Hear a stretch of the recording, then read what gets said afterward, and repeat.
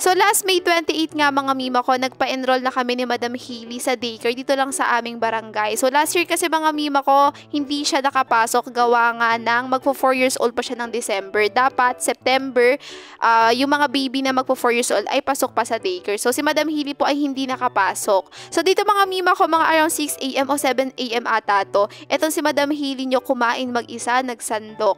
And sinabi kasi namin sa kanya na magpapa-enroll na siya sa school. Sobrang excited talaga niya mga mima ko. Talagang tuwang-tuwa na naman po ang Madam Hailey. Sure pa talaga mga mima ko, gusto niya talaga mag-school. Pero sabi ko sa kanya, intayin na lang namin talaga na mag 4 years old siya. And dito nga mga mima ko, napakaaga niya rin pong naligo.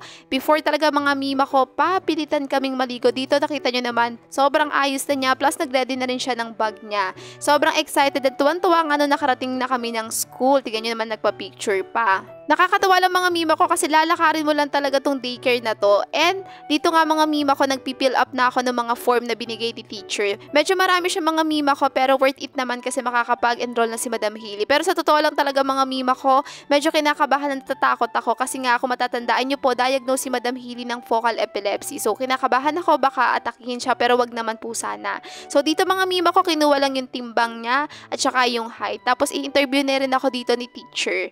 After nga nun mga mima ko, bumili lang kami ng ice cream niya and yun lang yung update kay Madam Hailey. Yun lang, bye-bye!